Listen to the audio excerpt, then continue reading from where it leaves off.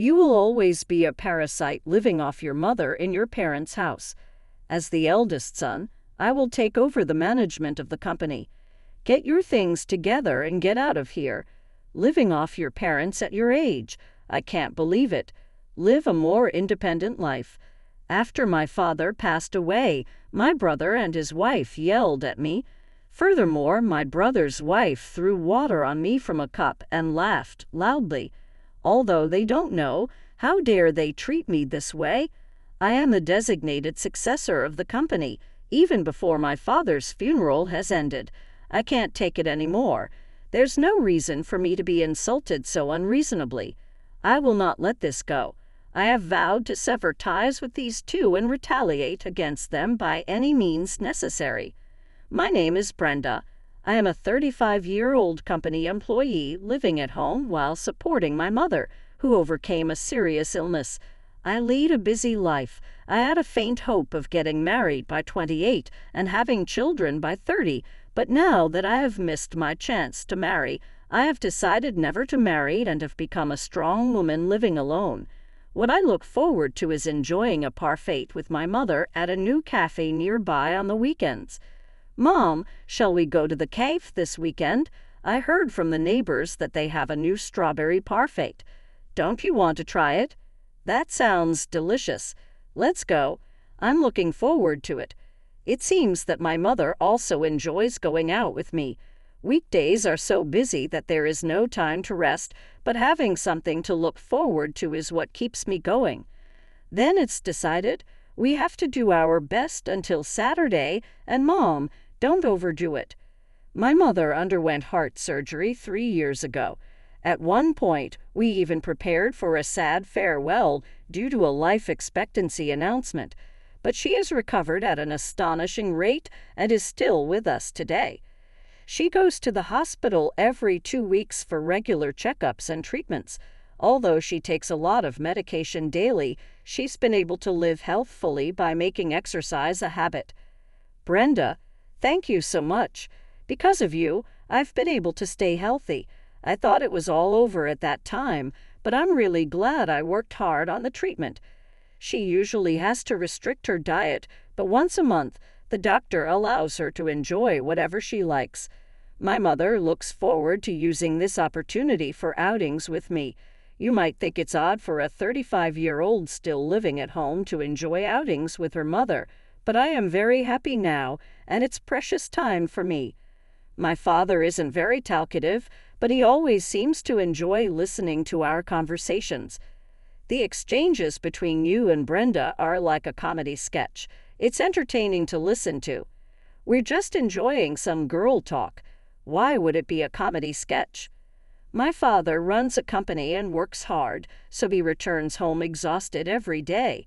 His routine is to relax on the living room sofa, watching TV after having a beer and a little snack.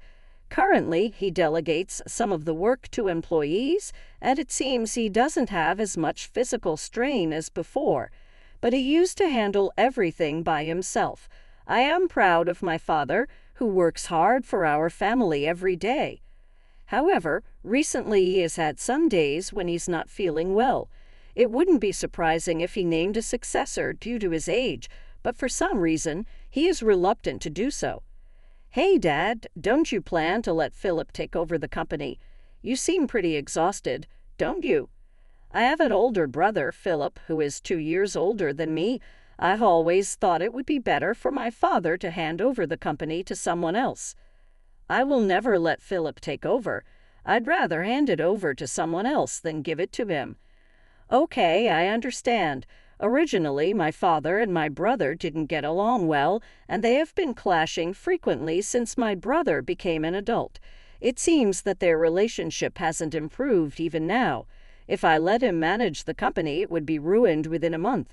He doesn't just lack business knowledge, he's also too reckless with money. I can't entrust the company to someone like that, my father said angrily. I had wondered what had happened between them, but when I asked my mother, she mentioned that my brother Philip had some financial troubles during his college years. At that time, the financial situation was tough until the company took off. So I chose to attend a less expensive public high school to support our family. However, Philip attended a costly private school and spent his time playing without working part-time. Even after Philip became an adult, my father asked him several times to help with the company. "Why should I help out with such a failing company?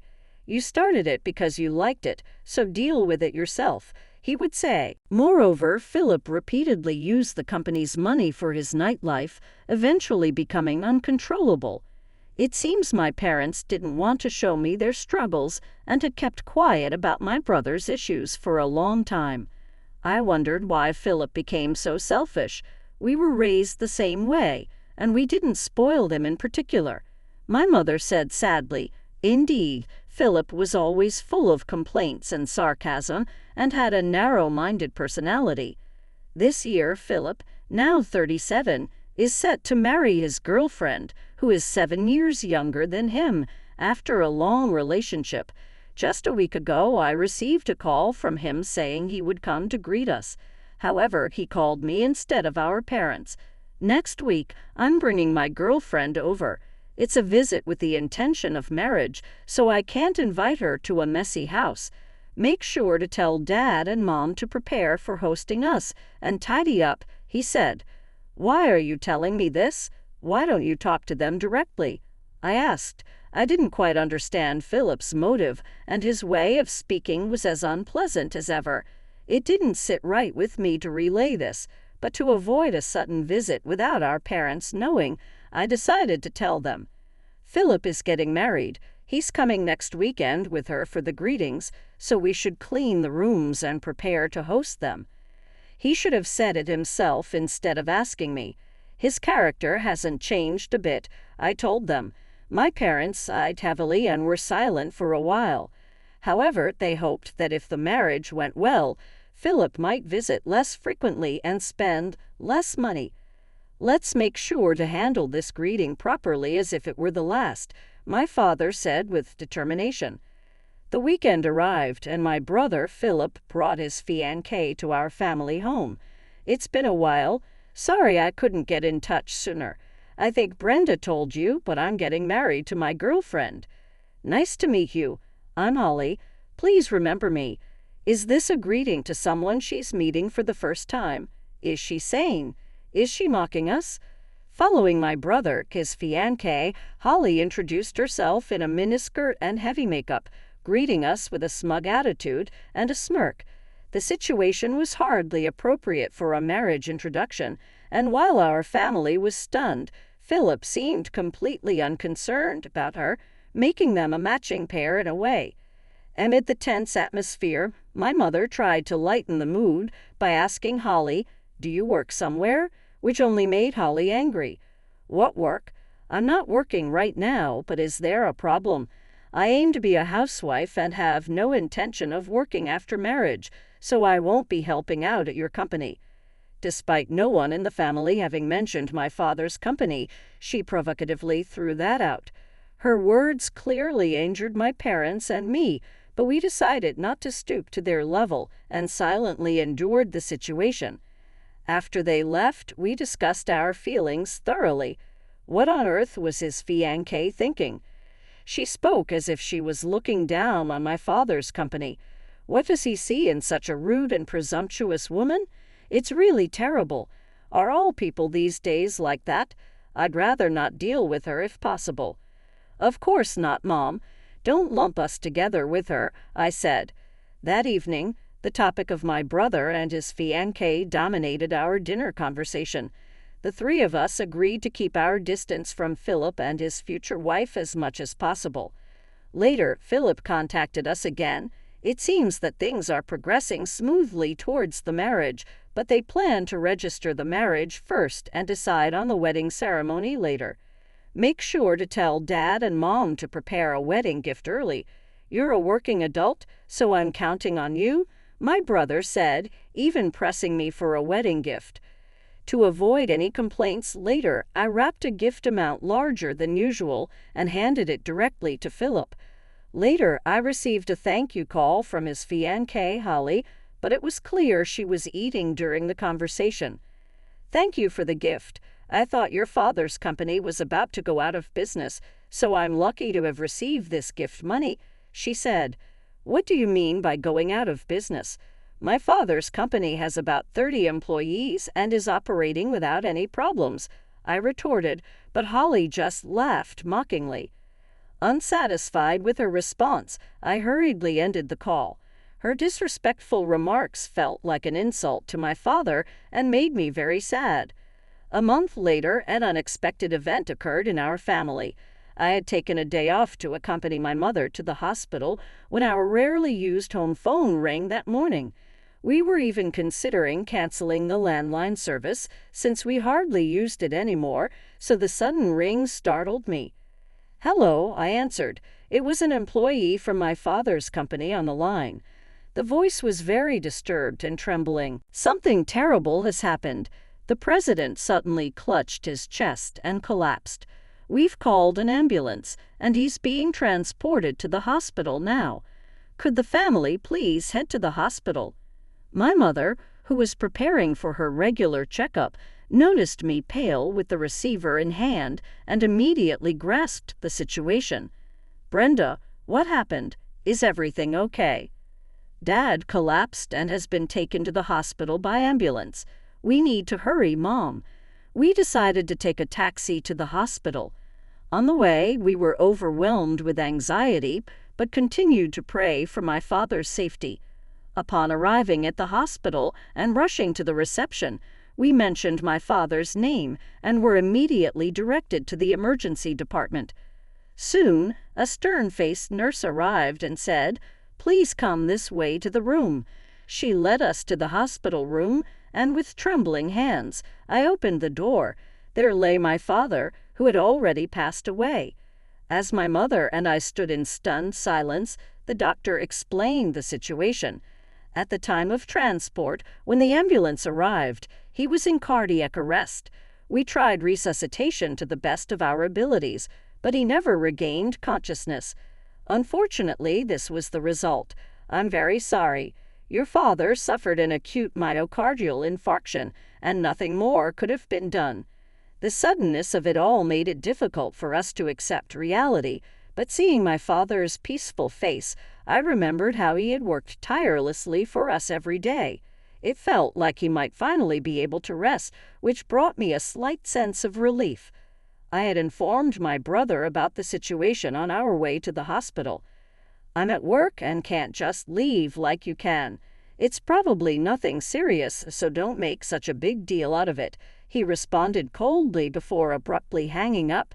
Even after I informed him of our father's death, his insensitive reply was, "I see. Well, that was just his time." I guess it's better than him becoming an old burden.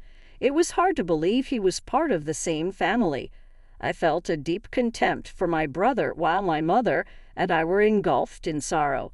Time did not stop for us, and we had to proceed with the funeral preparations. During this time, the thought of my father's company suddenly crossed my mind. What will happen to the company? There are employees depending on it, I murmured. Then my mother pulled out a notebook. "This is a manual for managing the business that your father had been working on for a long time. If you're willing, Brenda, he wanted you to take over the company. What do you think?" The thick notebook she handed me was packed with information and know-how that my father had gathered to develop the company. His presence was immense, and the hole in my heart would not be filled. However, once the funeral was over, I would have to face reality. "I'll do it, Mom. I'll try my best." There was no reason for me to refuse. Deep down, I had always felt that someday I might need to take over my father's business.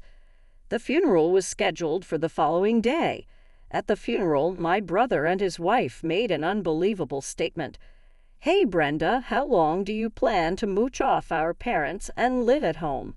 What do you mean by that? I didn't understand why they would bring this up at such a time or why it was necessary to discuss it now. Buoyed by their own fervor, they continued, "You're just a parasite living off Mom. As the eldest son, I will take over the management of the company. Pack your bags and get out of here. I can't believe you're living at home at your age. depending on your parents. Live a more independent life." His wife then threw water in my face from a glass and laughed loudly. I couldn't take it anymore. There was no reason for me to be insulted so unreasonably. I wouldn't let this go. I vowed to cut ties with these two and retaliate by any means necessary. "Fine, I'll leave this house." When I declared my decision to leave, they were unnaturally pleased. "Now Dad's company and the house will be mine," Philip said. "Plus, if we live with Mom, we can manage her pension." "That's right, Philip. What a great idea. We'll be rich, and if you're the president, I'll be the president's wife. Doesn't that sound wonderful?" They were gleefully discussing their future. To maximize their discomfort, I decided to keep the fact that I would be taking over the company hidden until after the funeral. Revealing it now would ruin everything. Pretending to be upset, I packed my bags and left the house as they had demanded. During the funeral, Philip pompously told my father's employees, "From now on, as the eldest son, I will be taking over the company. Please support me."